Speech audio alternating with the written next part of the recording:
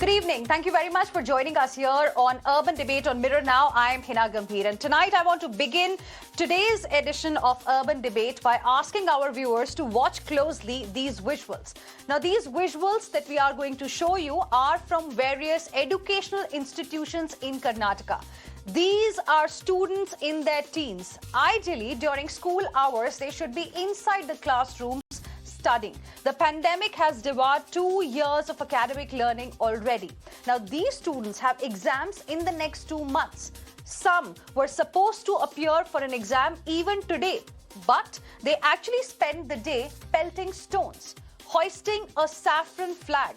They were seen stopping hijab-wearing girls from entering the colleges. The trigger was another set of students arguing with school staff, asserting their right to wear what they want. Students shouted religious slogans as well. As tempers rose and miscreants entered, there was a lathi charge too. It had all started in December with just one college in Udupi in Karnataka, when students associated with right-wing groups started wearing saffron scarves, as some girl students had begun attending classes wearing hijab.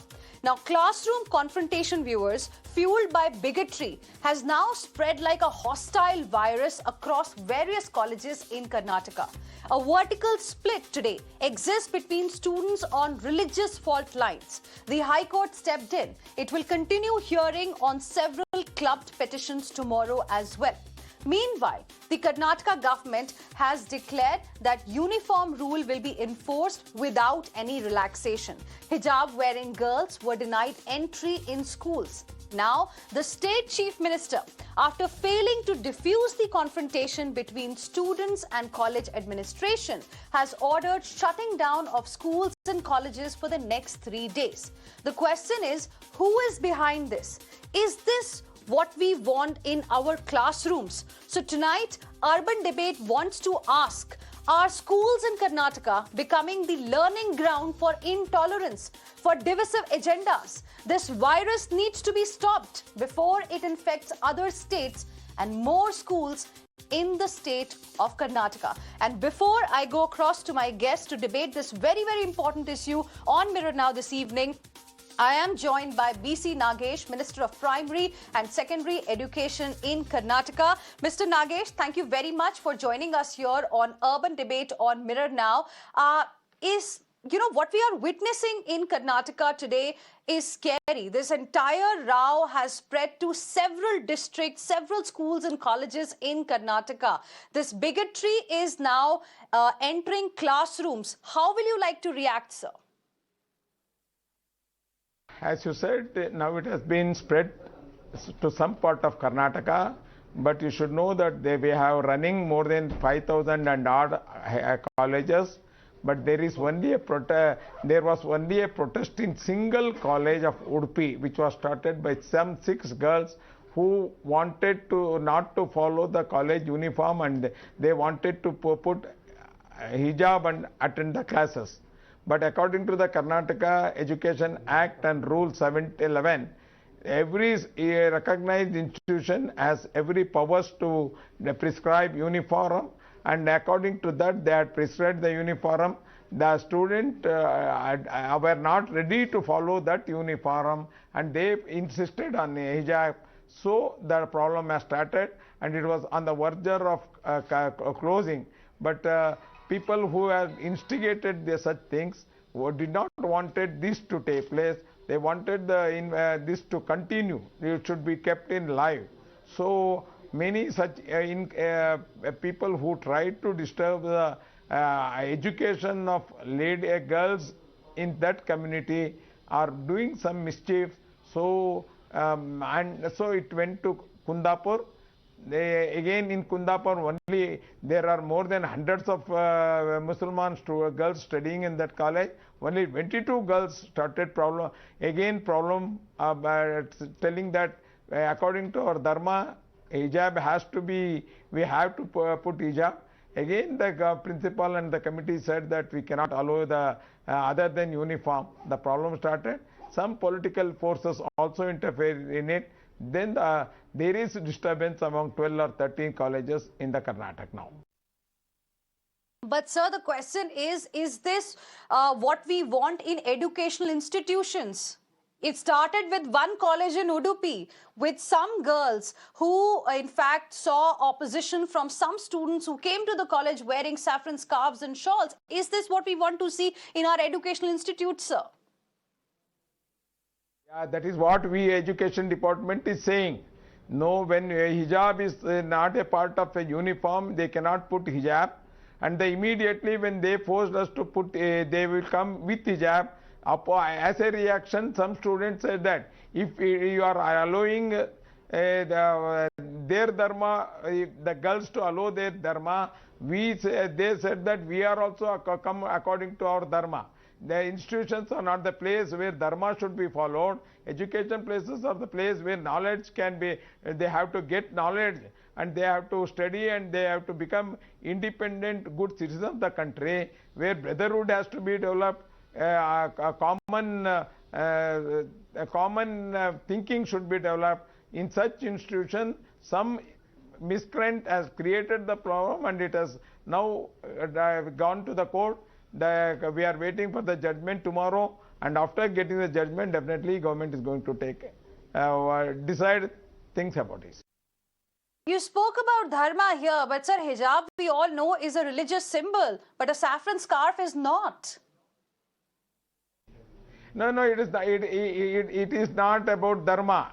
When you decide that you can come without uniform, you can come any way you mind, then automatically they said we will come according to our wish and wills.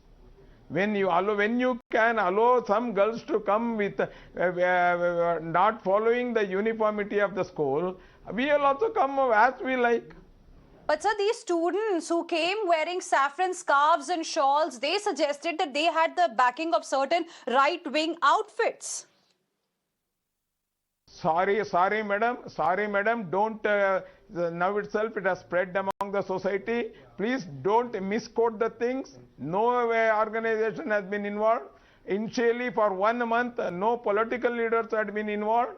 So unnecessary, don't drag the thing into the society. Only when there was a pure reaction for the girls who wanted to follow their own practices, then only the problem has occurred. That too not among all the girls of that community, only few people, students who has been misguided by the so-called reported by now as CFI and PFI is instigating these girls. So you believe that, these girls who were coming to the college wearing hijab were being influenced. But what about the ones who came with saffron scarves? According to you, they had no motive? Yeah, there is a report, specific report that they actually, you should be knowing that the girls were coming to the college since 1.5 years. Whenever the college were running, they were coming to the college without hijab. Why now they started that we have to come to the college with hijab? I think you have seen many interviews and they say it is our dharma which is saying we have to put hijab. They are not saying that we want hijab. Our dharma is saying that the hijab, we have to put that scarf on our head. They are the people who use that name of dharma. I think you can see the interviews of that girls. Sir, I have also spoken to the girl here on Mirror Now, one of the 6 girls from Udupi College, in fact, who've been protesting. And that girl told me it is her right and she is being stopped. Again, madam, I am requesting, don't misguide the society, because it was the problem started by that 6 girls. I can send the photos of that girl with which you spoke. She has come to the school without hijab for many days. I can send photos and videos. Don't misguide the society by telling that they were following the hijab. They were not following the hijab, but since they started putting hijab in January, the college management said that without uniform we cannot allow any other dresses. And then they said that our dharma says, our practice, Islam practice is that we have to put hijab. Till then, no dharma had come to the Karnataka. I again tell you that there are 9 colleges in Udupi run by our government. And out of that in all 9 colleges, there are many Muslim students studying that colleges. No one so far has said that we are going to put hijab. Only few students are doing this, means definitely they are provoked by some organization and they are behind the organization. So which organization, according to you, is influencing these girls, sir? And what is being done to stop them? We have heard, I doesn't know, investigation has to be taken place. I have heard that College Front of India, which is a student organization of Popular Front of India, is behind it. I heard, but investigation has to be taken place. After investigation, I can let you know what is the real facts. But this is impacting the educational institutes. The color of faith is dividing the minors. As an education minister, aren't you concerned? Shouldn't the government have really done something to diffuse the situation? Yeah, because of that, because of that, we are saying that education institutes should be above all such practices. Education institutes are not the platform for such practices. Education means, so far, how the girls were coming with the whatever the prescribed uniform, they have to come there, they have to maintain the discipline, they have to see that the atmosphere of the education should not be disturbed. But sir, don't you think when the first case was reported, the government should have immediately addressed this with the administration? Why was it not addressed on that day itself, during that week itself? Why was it allowed to get escalated and spread across to other districts and other colleges in Karnataka? That is, I am saying for last 1 month it was not spread to any other college. It was a specific problem of Udupi College and the specific problem of only 6 girls. We were using all our effort to see that this will be solved among the student and the college. But now the Chief Minister has ordered that schools and colleges in Karnataka will remain shut for 3 days. These students have not gone to their colleges for last 2 years. Now, because of this issue, the educational institutes will further remain shut. Eventually, it's the students who are suffering.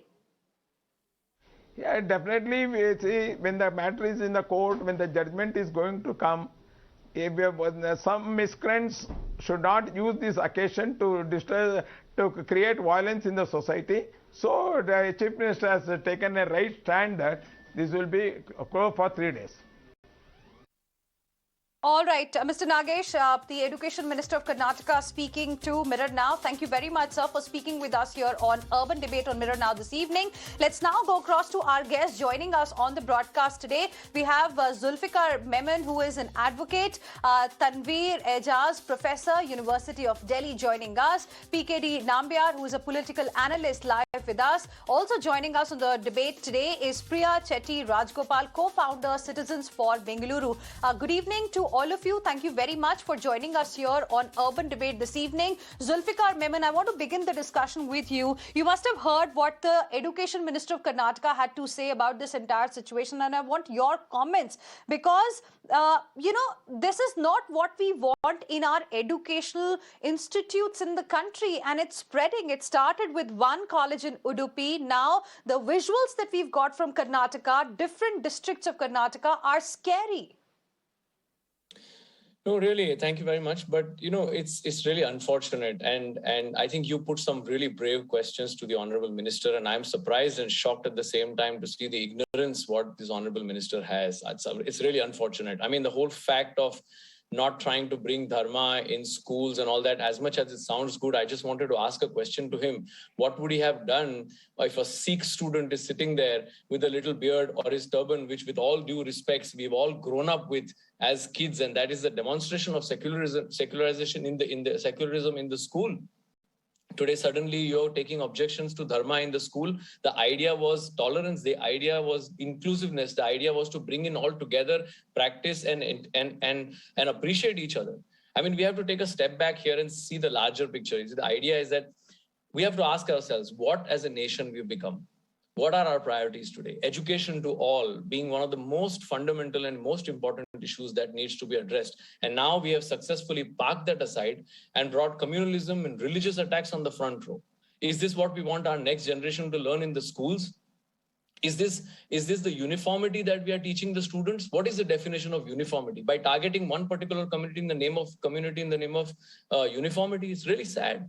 I mean, as a lawyer, more particularly as a Muslim lawyer myself, I must record this. I mean, we are all proud Indians and we believe in the secularism of this great nation. We follow the spirit, we follow the mandate of the constitution. That is what guides us. I mean, which if read carefully, provides equal rights to all to practice all of their religion of choice.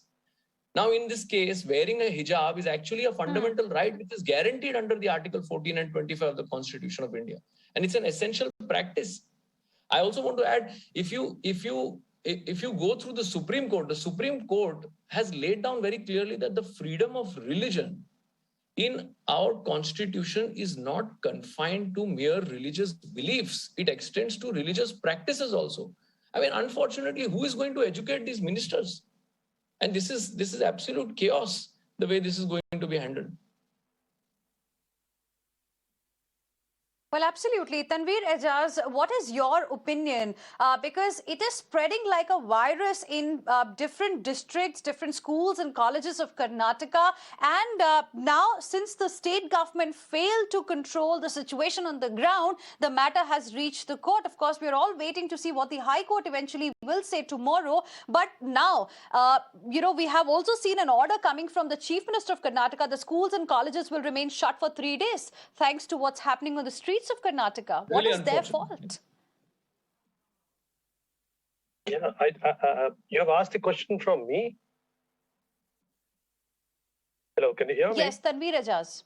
Yeah. It's very unfortunate. I can. It's very unfortunate that an incident happens in Karnataka and then it spreads across, and then there is a large scale debate on the scarf or on hijab, right? Focusing on religious symbols, focusing on cultural symbols.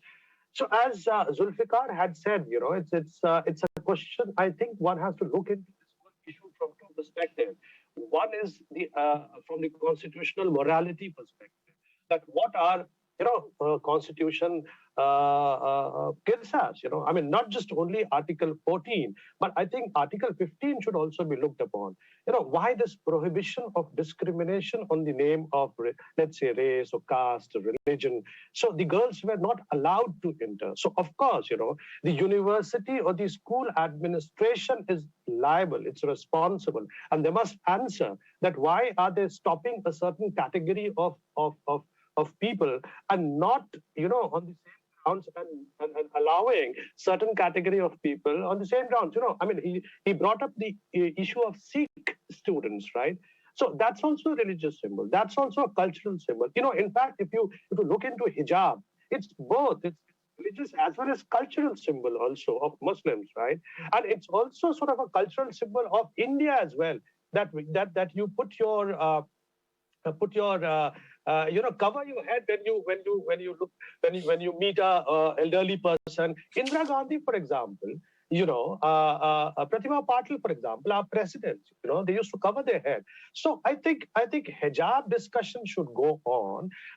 The scarf discussion should go on. And of course, universities and schools are the sites where all this discussion must go on. But this lumpenism and politics of polarization and hate and intimidation and creating conditions of violence, creating sort of mindset where one is intimidated by another, pitting one religion against the other religion, that should not be there. Let's have a more civic debate. We can have civic debate in the universities, and whenever we try to have a debate on this, either the administration, university. So therefore, university governance is very, very important. Being part of the university, university governance must be impartial, must be neutral, must understand the constitutional morality. And the second perspective is about why attack women. It's always women is being attacked, and then it is now communalizing the whole gender. No, but the question is, we all know what must be done, but unfortunately, it is not being done. And Priya Chetty Rajgopal, we've had this discussion in the past as well. I remember having you on my show on a debate on this particular issue when it had started spreading to other colleges as well in Karnataka. It started from Udupi. And that time also, we were trying to understand that if some girls are coming to the college wearing a hijab, in many colleges in Karnataka, they've been coming to the college wearing a hijab. There was no problem at all. Suddenly, you see a group of students with saffron scarves and saffron shawls saying that if these girls are being allowed inside the classroom with hijab, we should also be allowed. Where is this competition really coming from? I mean, why is the color of faith dividing these minors? These are not even adults that we are talking about. And it's scary. That's the reason why I said it's like a virus which is now spreading and it needs to be stopped. We don't want this kind of a situation, as far as the impressionable minds are concerned in the country. Very true. I can't agree with you more. I'd like to just look at it from two perspectives, if I may. One is the perspective as a citizen, and the second is from a woman's point of view. As a citizen, I'm just deeply concerned because, what has been a position of choice or secularism or whatever has happened is completely being blown out of proportion seems the wrong word, but you know what I'm saying. Right now, it seems to be center stage and no question. This is an age where, you stand by your beliefs, you're passionate, you've got ideals. And a lot of people, I think, are being pushed into stances which are perhaps not very, certainly not very empathetic or long-term. And that's a concern because this is really spiraling and it's a big concern. So as a citizen, I have a few perspectives that education is non-negotiable. It is pure. It is the foundation for whatever we do. And there are some things that we must always respect about the way education is portrayed. The second thing is, as far as choices are concerned, I think my esteemed co-panelist also mentioned that there are several religions which have very visible forms of their belief. And the wonderful Sikh community is one as well. And nobody really argues with the concept of the turban. And there are so many other things. I may wear a bindi or not. It doesn't really matter. What my concern is the concept of choice is really being used as a bit of a picket fence right now to anchor a lot of other discussions and almost sort of have a chance to connect to completely inappropriate arguments. The question of choice, I mentioned this in an earlier meeting also, was I've been in school where people wore, a blouse and trousers rather than a blouse and a skirt because of their religion. And it was never a big deal. And I graduated 100 years ago. So it happened then, it continues now. So the concept, on the other hand, there's also the thing of wanting to be in your face. We know a lot of people who come to college or school in their uniforms, but may go back in something a little bit more, maybe hijab or whatever. And that's really, again, their choice. The counter choice is a concern. Right. So as a citizen, I'm worried. As a woman, and I'm just going to finish this point, as a woman, I may have perspectives on the patriarchal nature of something like this, or the fact that there's an element of force. But actually, that itself is not really the case because a lot of women actually opt for that, and that's really their choice. As a country, are we looking at negative secularism or positive secularism? Are we looking at the religion? I mean, what are we really doing when the educational institution is in the center of things? Thank you. Well, absolutely. And, is this what we want in our classrooms? That's the simple question that we are trying to ask tonight on Urban Debate. We don't want to get into the point whether a girl should wear a hijab or not. That's a personal choice. We'll talk about that maybe some other day. But today the focus is that, this bigotry is derailing the education. It is impacting the young, impressionable mind. So, PKD Nambiar, where do you stand on this entire issue today? We, before starting this debate, had a conversation with the Education Minister of Karnataka as well, who seemed to suggest that, these students, these girl students are being influenced by certain organizations. And he took the names of CFI and PFI.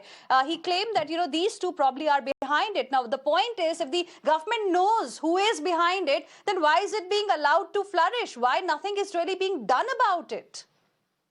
Well, Heena, there is no doubt that it is completely a politically motivated program, if I may say, because otherwise it was never existed in this particular part of the country. It's a very progressive. Kerala and Karnataka is a very progressive state, including Tamil Nadu. They never had such kind of an issue. You will be very surprised. In the same Malabar coast, especially in Kerala, about 30 to 35% of the populations are Muslims, and predominantly they are the one who controls the education business per se. The whole predominantly the Christians and Muslims are the one who control the 80% of the educational institutions in Kerala. Why I'm talking about Kerala, it's just 100 kilometers from Kerala, where it's got the same culture, there is same demographic things, and the organization behind this whole thing which is taking place is PFI is predominantly from Kerala. Now, I'll tell you, there is a Muslim Education Society, which is one of the largest minority institutions or the largest educational institution in Kerala. As the name suggests, it's Muslim Educational Society. But the same people, the Muslim Educational Society has, which practice the religion of Islam, has banned hijab just a couple of years ago. So the idea is that hijab has never been, schools and colleges are not the place where one needs to wear your religion on your sleeve. It is a place where you come, be together, equal, irrespective of you're a poor or a rich, irrespective of you are a girl or a boy, irrespective of you are a Brahmin or a Dalit, irrespective of you are a Muslim or a Christian, you are a student. We all had our own educational system. We all have passed out of those schools and colleges. We never thought that, okay, it's a Muslim or it's a Christian or it's a Hindu or it's a Brahmin or a Dalit. No. So schools are the place where you come together, you look similar, you are like blossoming your life, graduating not just from the education but also growing as an individual. It is not the place where you will be practicing your religion. Outside the school, of course, you have your religion, you go to the market, you go to your masjid, you go to church, you go to any other places of worship or whatever way you want it. Even in this case, if you have seen the 6 kids, they come with a burqa till to the school. Is there anybody is objecting whether they are wearing a burqa? There is any problem. I'm not talking about the concept of burqa is regressive or a progressive. That's a different story. But you need to understand in 2022, Heena, we're not really discussing that. Let me just make one thing very, very clear. I'm concerned about the students. These are the future of our country, and the visuals are scary that we have got from different parts of Karnataka today. These people, these children, in fact, these are teenagers. They have not gone to their schools and colleges because of the pandemic. About 600 days they have lost. They have not been able to study in their classrooms. And when finally they should be going back to their classrooms, they were out on the streets. There was stone pelting happening. Just see the visuals. There's this girl who's running literally because she was being heckled. That's what the visuals are telling us. And that's the reason why I want to understand from all of you today, who is behind it? What should we be doing about this kind of a situation? Zulfikar Memon, you heard the other guests as well. Now, if the view is that these girls are being influenced by a particular organization, then why nothing has been done to stop these people? Why was it allowed to flourish literally? Because if we as reporters, I was talking to my colleague Deepak Boppana, who's been covering it throughout the day today, along with my other colleagues like Neha and all. He told me that, if reporters could actually find out where these people are going to come in saffron shawls and this kind of a situation is likely to happen, why couldn't the police stop them? Why did they allow stone pelting to happen? Why did they allow the students to hoist the saffron flag? No, I understand completely. I think this is the burning issue. This is the most important issue, and you've been voicing this out from the time we've started this debate, and this is brilliant because this is what needs to be addressed. As I mentioned a few minutes ago also, the issue is that what we need to see, what about the education? What about the children? What about the influence that they are getting into? What they will grow up with? What they will learn? Is this what we want them to be? Is this the reflection that we want to create?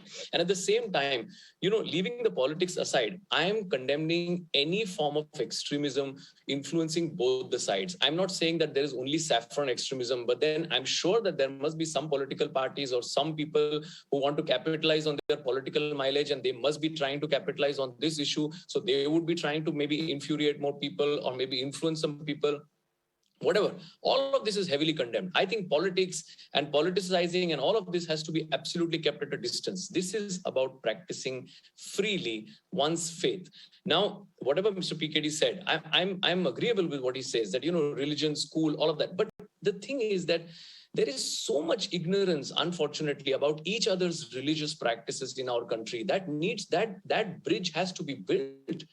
We need to understand that there are households, there are practices in every household where if a girl, the Honorable Minister was saying, I know a girl who has not been wearing a hijab 2 years ago and now she's wearing a hijab. I mean, the idea is that you must understand the practice is very simple. There is a particular time when a Muslim woman feels that she wants to embrace the hijab. It is her right and that she should be allowed to do that. It's not that just because she wasn't using the hijab a few weeks ago, that doesn't mean that she cannot use the hijab. And it is only a matter of respect. I mean, why is there so much intolerance that just because she's wearing a hijab, I'm going to wear a orange scarf and I'm going to come? How is it even justified? Yes, PKD Nambiar wants to respond. No, there is, as I said, it is today in the Karnataka court, my co-panelist, whatever he was telling, I'm just taking from there. So today in the Karnataka court, one of the petitioners' lawyer was saying that hijab is an essential religious practice of Islam. So as I said, that this is not applicable in most of the many other Muslim-driven minority institutions are not made it as a practice of that. I've given you an example a little while ago. So there are a couple of contexts you need to understand. This entire belt, I was trying to tell in many channels also since yesterday, this context of the Malabar coast, the demography of Malabar coast over the last 20 years have been changed. As I belong to the same belt, you need to understand that 56 people have been recruited from the same locality. I'm not talking about Udupi, in the Malabar coast to ISIS, that is ISIS. So there is a huge growth of fundamental radical Islamist people. I'm not saying all of them, but a huge growth is taking place in this same belt from Malappuram to the Konkan region. And anybody whomsoever travel into that region, anybody whomsoever is from that particular place, over the last 20 years, the kind of demographic change which has taken place. I give you the example. It's not something like my data. It is the data which is available. You even just Google it, forget about you don't require to go for a National Crime Bureau record.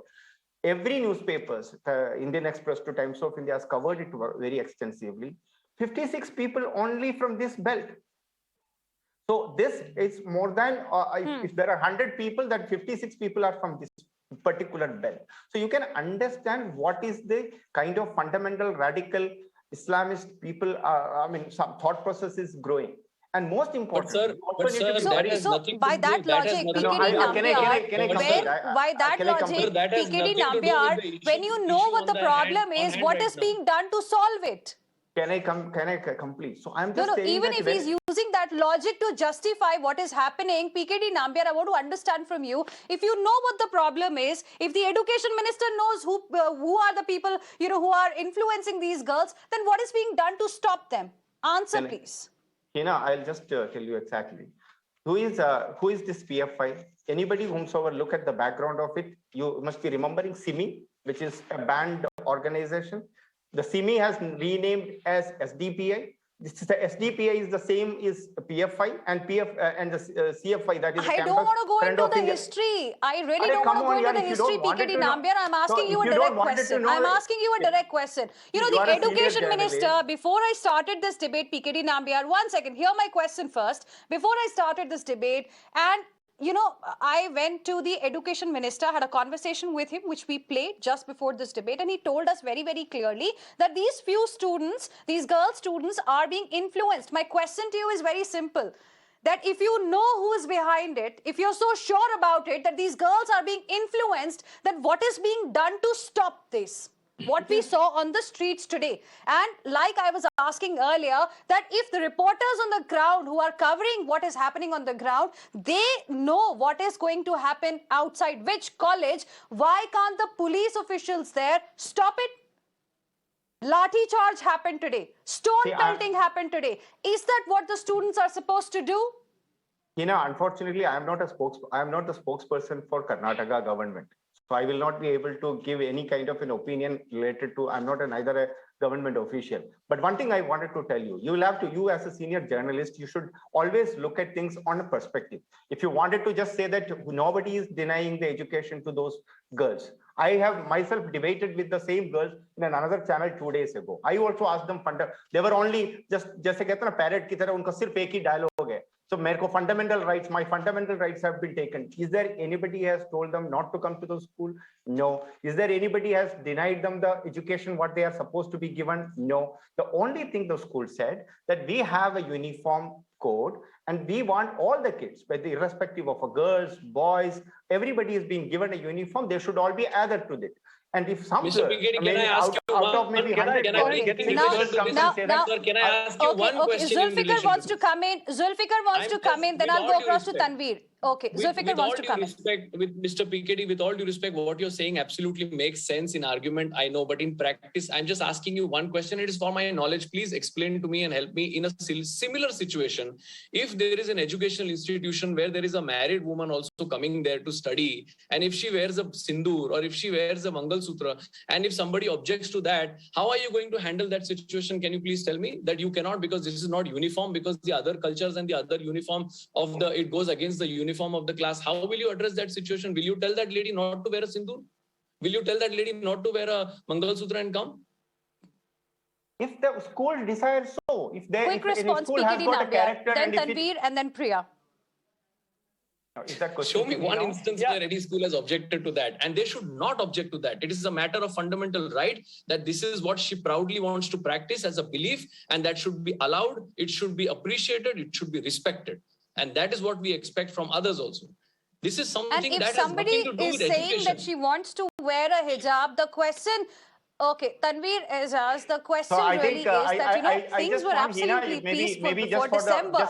Things were absolutely peaceful. PKD Nambiar and Tanveer Ejaz, things were peaceful. In fact, I'll tell you what, one college had come out with a circular as well, wherein it had mentioned that if you're wearing a uniform, your hijab or headscarf should be of the same color.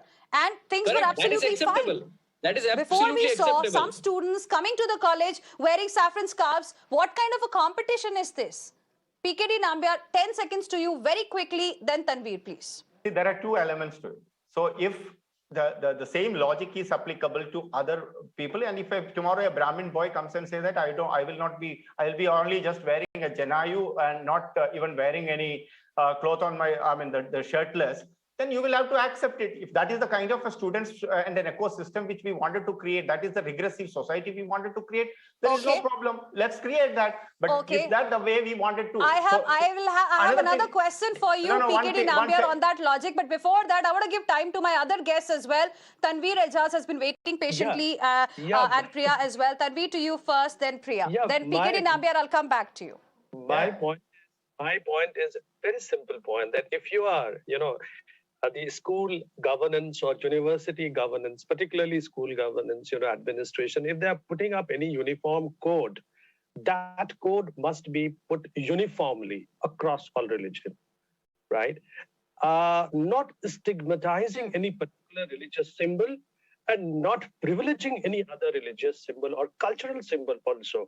Because, look into the articles, constitutional articles, Article 15, Article 25, Article 29, protection of interest of minorities, So all these, but one thing I'm really surprised to know this, that, putting all the blame on women and girls, that they are instigated as if that they do not have their own agency, right? Be it love jihad, so women are being misused, they are being,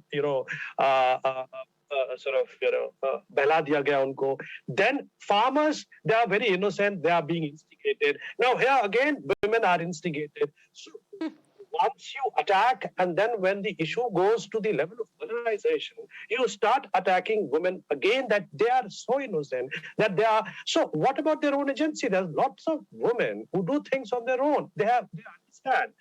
So why do you want to emasculate the women's and Priya bodies, Chetty, where women's are these agency? other students getting similar saffron scarves and shawls? I mean, are they getting it from their homes? Then it would have been completely different. They are also similar. So maybe somebody is instigating them too. Why no one's talking about it? It's shamelessly talking about competitive fundamentalism, competitive communalism. I mean, these are all courts must take cognizance of all this and then must come up with some ruling which is secular in nature, which is progressive in nature, right? So, and I'm absolutely very sure all that eyes clearly are on Karnataka High Court. Yeah. Yes, because the government failed to do its job clearly. Priya. Yes, thank you. I wanted to make a couple of points. One is that I don't know whether the gendered nature of this confrontation has been noticed. It's the women who are wearing the hijabs, it's the men who are wearing the saffron scarves. So there is that element. I don't see any men. No, there were some girl students as well. Let me just clarify there, Priya. There were some girl students as well, in fact, who came to the classroom, who came to the college, in fact, wearing saffron scarves and shawls. So it's not male versus female. That I can confirm to you. Good. And yeah, thank you for that. And then in that case, of course, you can also have men wearing, more loose clothing, which is also recommended by the religion. But that's not the point. The point is that this is a space which is completely a cat's paw. You can feel and you can understand how people are being manipulated in this particular situation. The third point is, at this age and this time, there is going to be inflamed passions, there's going to be stances taken, and that is all there is. The purity of an educational institution is being held ransom by stances and vested interests. Most importantly, I would definitely say that without either judicial intervention, which is firm, or positive media intervention, you're going to have a situation which is completely without resolution, because there is no right answer. And it'll get more and more polarized as time goes on. And I think that would be the worst thing, which reflects very badly on India's tolerance, secularism, and intellect.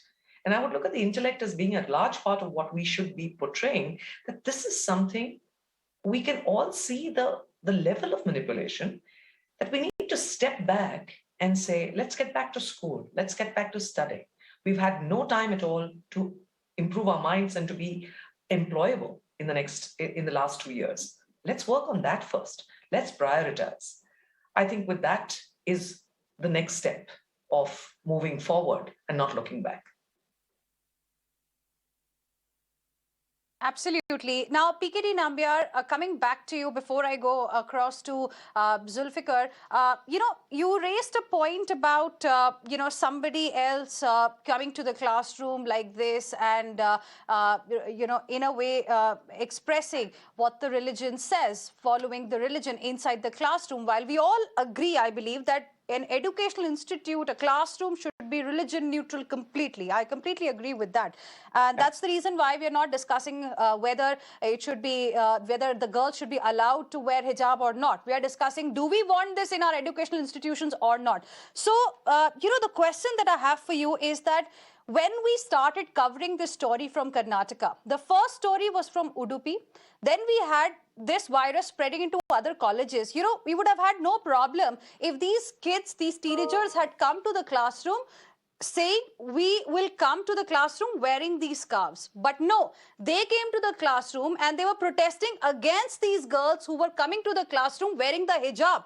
So it was the competition that started in that college in Karnataka that became a problem. It's not that, these students were being stopped from entering the classroom wearing a saffron scarf. Their issue was that if these girls are being allowed with a head scarf or a hijab, then we should also be allowed. It was not a fashion statement. It's a very, very serious situation. See, as my co-panelist said, that whenever there is a trouble, there are people who would like to go and fish. There is no doubt about it. So it's not like that politicization, political opportunism will always be there, irrespective of whichever section people are aligned to. But one thing I wanted to tell you, once I think we have one of the panelists is a lawyer. So if today in Karnataka High Court, the lawyer of the petitioner has said, hijab is an essential religious practice of Islam, so it should be allowed. Now, I wanted to ask another counter question. In the Sabarimala case, just 2 years back, 2 years or maybe 3 years back, the Justice Chandrachud has given a judgment, or both, I think it's in writing only. He said, who will decide the theologians of, who will decide that is the theologians of any of the religion will decide what is the essential practice of a religion? Who will decide? Can it be decided by a mullah or a pandit or somebody else? So it is already there. Since, as I said, because I was one of the party to that Sabarimala case and I was known to this particular stuff, people don't even, they just go out and say it's a fundamental right. What is a fundamental right? Fundamental right is that says somebody will come and say in the school, I don't want to wear anything. I will only wear a mund or a dhoti. Pehen ke main aa jaunga. Koi bolega ki main kurta pehen ke aa jaunga. So let's create a kaleidoscope. It's not a play school where every kid is wearing, even in play schools today, have got a uniform. Another thing which I wanted to tell you is that in just 2 months ago... Well, I completely agree with you. And I'll said, explain Mr. Nambiyar, an educational institute should be religion neutral. I'm not really doubting your intentions here. But what worries me today, one second, what worries me today, and I want Zulfikar Payman to reflect on that, is this visual that we've got from Karnataka where we see a young woman who parks her scooter and heads to the college building. And then we see some students wearing saffron scarves shout Jai Shri Ram and are advancing towards her. Just look at these visuals. It's a scary visual that we've got. And just see how she's literally being heckled. What's happening? Zulfikar, I want to give you the last one. I've very little time left. We've all seen that video, and I have my very personal opinion about that. I think that the entire heckling by those bunch of people calling Jai Shri Ram was wrong. At the same time, I thought that she refuting back by Allahu Akbar was also not completely right. I mean, it's just not about right or wrong. It's not about religious names. It's not about calling out my God or your God or who's bigger or who's not. It's just about respecting each other in the society. It's a woman who's wearing a proper clothes from head to toe. There is no reason to just unnecessarily heckle her and humiliate her. The question is that, as I said some time back, it's the politicization of this entire thing. Somebody somewhere is sitting there and capitalizing this thing by trying to infuriate and influence the minds of these vulnerable students. That is what is the big problem, and that's what we need to address. Just replying to what Mr. PKD just said, the Sabarimala issue is a completely different issue, is because that is where the oppressed women themselves made a group and went and said that we do not accept this practice and we want this to be challenged. Show me one instance where a bunch of Muslim women have come and said that we want to go and petition the High Court or the Supreme Court and saying, remove this hijab because it is nowhere an essential practice. Where has it happened? This is something that the women wanted by choice. This is something that they have embraced by their own choice. It is an essential practice of the religion. Yes, of course it is. And I have read out the Supreme Court observation in this. Constitution is very clear that it is not only religious belief, but religious practice as well. We have to respect the Constitution at least. So that is there. You have been saying, with all due respect, and there are some points that you made which are fair. I completely appreciate that, the education and religion, it's a very thin line. We don't want to breach that. But the fact is that there has to be tolerance. We are living in a society where we have to respect each other. I mean, I am telling you seriously, in my personal experience, sometimes I feel that, we live in a society where there are loud azan in the morning. I, being a Muslim, I sometimes object to it. I think it is not fair. And I'm making this statement very clearly. I just think that you cannot practice your religion in such a way where it offends somebody else. You can't do that.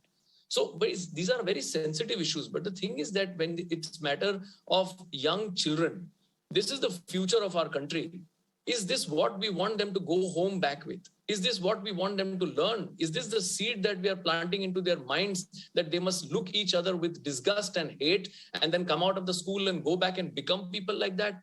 Is this the place where we should do politics? Is that the institution, the holy place where we go for getting education and becoming better human beings? Is that the place where we should be practicing this? That's the moot question here. Well, absolutely. That's right. That's the reason why, what we focused on today is that we can't really allow schools, colleges, the educational institutions, not just in Karnataka, but anywhere in the country, become the learning ground for intolerance or divisive agendas. And the government clearly has failed to deal with the situation. All eyes are now going to be on Karnataka High Court when it resumes the hearing in this particular case at 2:30. And Mirror now, of course, is going to be keeping you ahead on this big story. I appreciate all of you for the moment for joining us here on Urban Debate this evening. Heading into a very, very short break, but lots lined up for you on the other side as well. Don't go anywhere.